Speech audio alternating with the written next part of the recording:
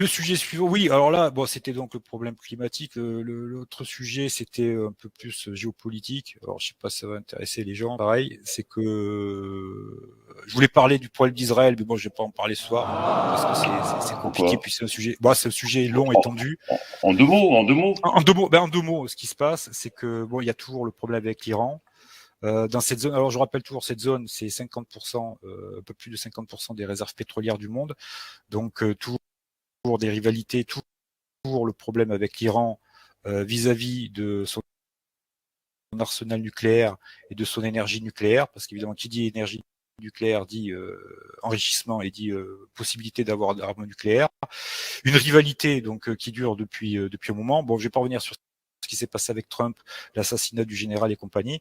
Ce qui se passe actuellement, c'est que les États-Unis ont changé de braquet et ils veulent enlever pour négocier justement sur cette question du nucléaire les sanctions vis-à-vis de l'Iran. Tu vois, donc ils essaient de les amadouer.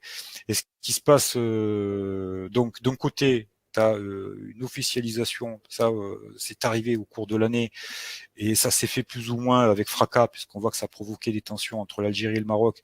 Il y a une officialisation des rapports d'Israël avec tous les pays, ou une partie des pays qui l'entourent, une normalisation, on va dire, alors qu'il y avait déjà des rapports de fait. Tu vois, le Maroc et Israël sont proches depuis les années 60. Là, il y a une normalisation.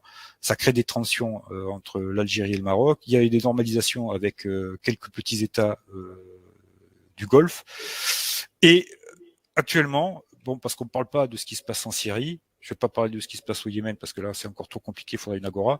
Mais profitant de la faiblesse de la Syrie qui est toujours morcelée, hein, il y a toujours, là aussi il faut revenir, c'est pour ça c'est un sujet complexe, parce qu'il y a toujours la Turquie qui est là, il y a toujours les Américains qui sont là, il y a toujours le problème kurde.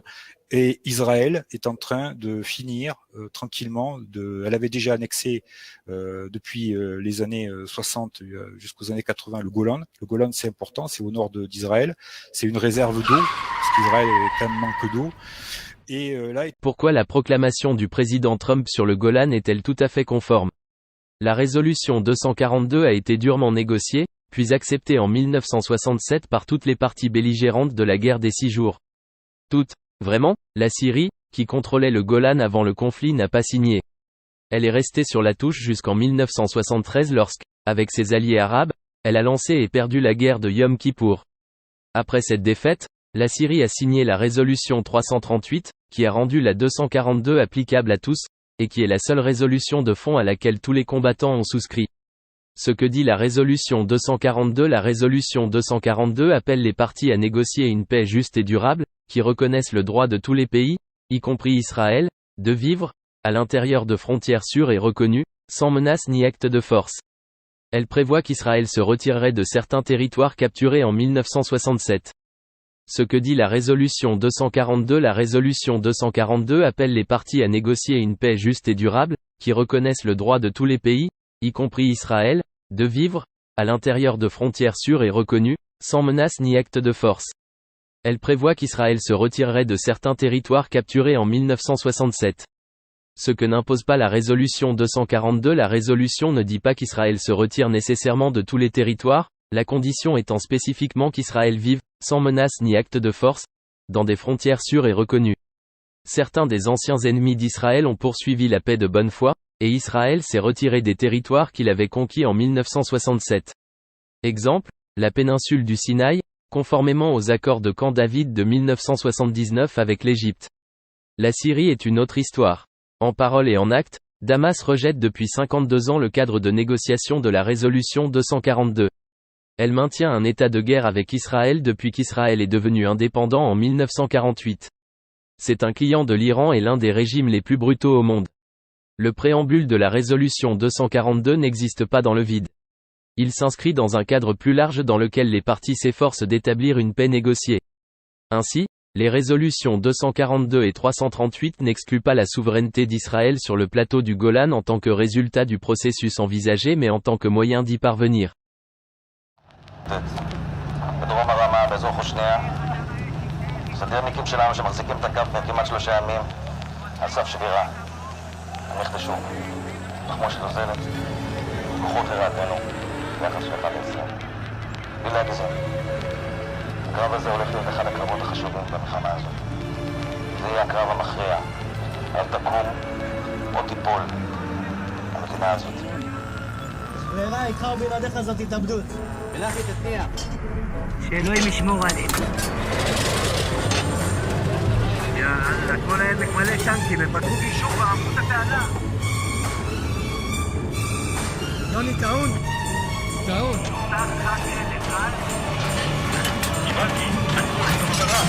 טעון! אש! יורד! מטרה! הלאה, הלאה! הלאה, קדימה! יד! על יד! אש! יאללה, יאללה! יורד! בול פגיעה! למטרה! יאללה, יאללה, עוד אחד! יוני, מה יפגש? יוני! מה יפגש? שתמיד יפגש בקנה, אנחנו בעמדת אש! יוני, מהר, מהר, יוני! יוני, שים אותי יד! שים אותי יד! יוני, קיפינימה, תחליף את הפגש! מהר, מהר, מהר! תפוק אותו! תגיד טוב! יאללה, נו!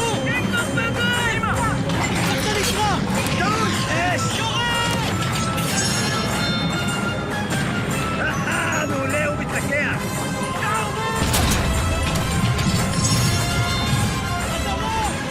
ולך תיקח אחורה!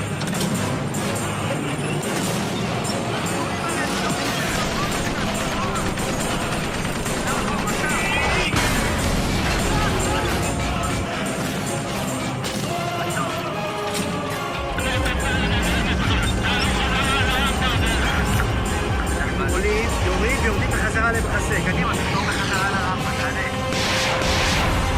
גיא, כאן קודקוד, עולים ממך קצת מסגרת אוויר. אני דרום אצלך, אני שטח השולח.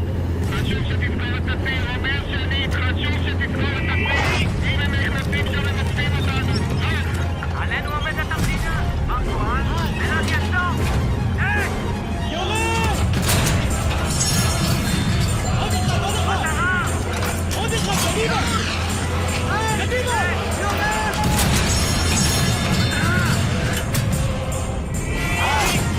טעות! יורד! מטרה! הלאה! עוד אחד, קדימה! המדוע נפגע. אנחנו לא יכולים לזוז, המדוע נפגע. הטנק שלנו חטף בעלומה. הטנק שלנו נפגע. שחר שמאלי נהרג. אנחנו לא יכולים לזוז.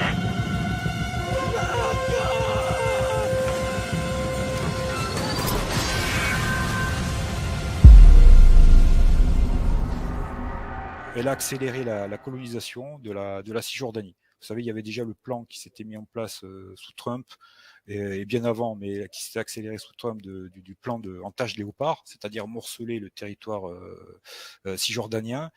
Et ce processus, avec le remplaçant de Bibi, s'est accéléré.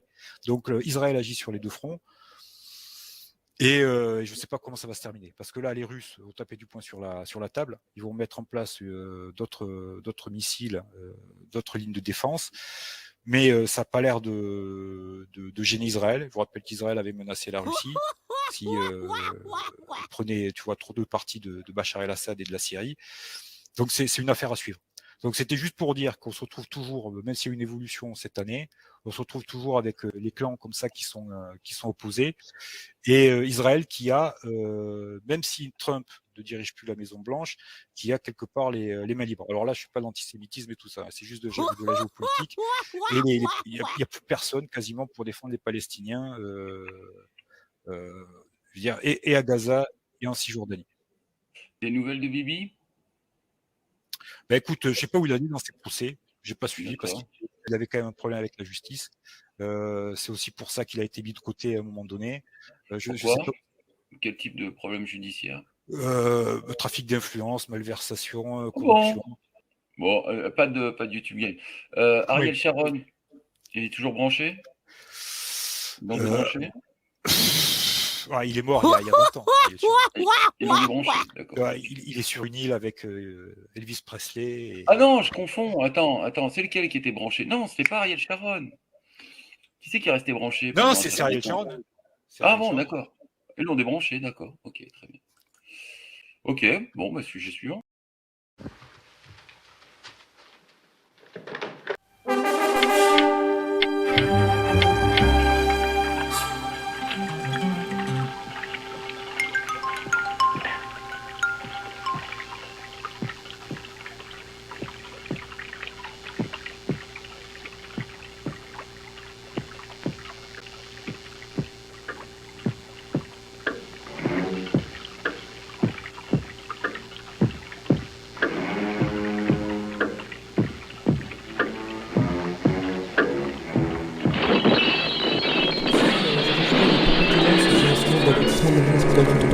Mais je suis comme ça, je connais juste. Alors aujourd'hui, on va parler de Pokémon. Je vous dis tout de suite, je passe pas par le chemin, ça va. Voilà. On va nous dire que si on inverse la vie de Pikachu, ça fait Pikachu, mais ça c'est de l'analyse de la bêta, ça c'est de l'analyse de Canal+. Moi qui ai fait un vrai travail d'analyse et de recherche, on va aller beaucoup plus loin que ça, quand même. Comme dirait l'autre. Dès le départ, on est accueilli par un certain professeur Shen. Shen, ça fait Cohen sur son Nintendo. Cohen, ça, évidemment, c'est des affaires. Il y a énormément de choses qui corroborent mes propos, je fais pas d'analyse dans le vide, je mets les mains dans le cambouis, voilà. Déjà pour le Sacha, ensuite dans la version américaine, on peut choisir entre les noms Blue et Red, Red comme les Red israéliens sur Gaza. J'invente pas ça, c'est dans tous les jeux, voilà. Parmi les noms de Pokémon aussi, il y a Tortank, comme les tanks israéliens, ça j'invente pas, c'est vérifiable, et ça a été dit en incarnage, c'est sur tous les réseaux sociaux. Voilà. On va me dire que je fais de la surinterprétation, il y a le Lévi-Hator, on entend distinctement Lévi. Benjamin Métaméus, c'est son vrai nom à la base. Raphaëlia, comme la rafle de Melvin, voilà. Aéronite, ça vient avec antisémite, j'invente pas. Lamentile, comme le mur de lamentation, Des fois, vous cherchez un peu plus loin, Masuki en japonais, on entend Kipa. Très distinctement, j'invente pas. Le Prince Famille aussi, c'est une sorte de parodie de la Palestine parce qu'on veut les cailloux, voilà, les Pokémon, et ces mêmes Pokémon leurs attaques, comme déflagration, intimidation, jet de pierre, comme en Palestine, voilà. Et du coup, jet de pierre, c'est une très mauvaise attaque, parce que tout le monde force son Pokémon avec des jet de pierre, parce que par rapport à Ultra Laser, ça va bien. La symbolique, elle est très forte, voilà. Pas besoin de le dire, tu lâches sur des faits concrets. C'est vérifiable, c'est jouable, Il y a aussi la Team Rocket, comme les roquettes lancées par Gaza, c'est vérifiable, et comme par hasard, c'est eux les ennemis, c'est eux les méchants, c'est eux les terroristes, Pokémon, finalement, c'est un conventionniste pour aider les enfants de Palestine.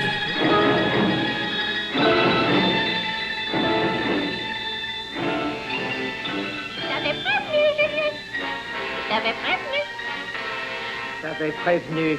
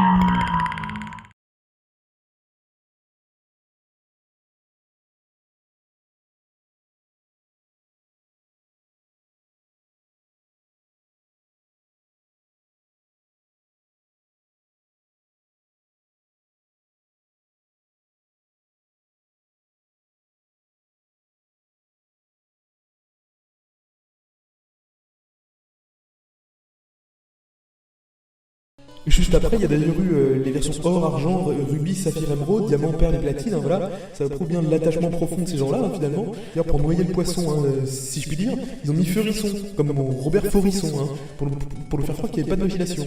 Ils ont même ajouté une fonction d'accouplement des Pokémon, voilà.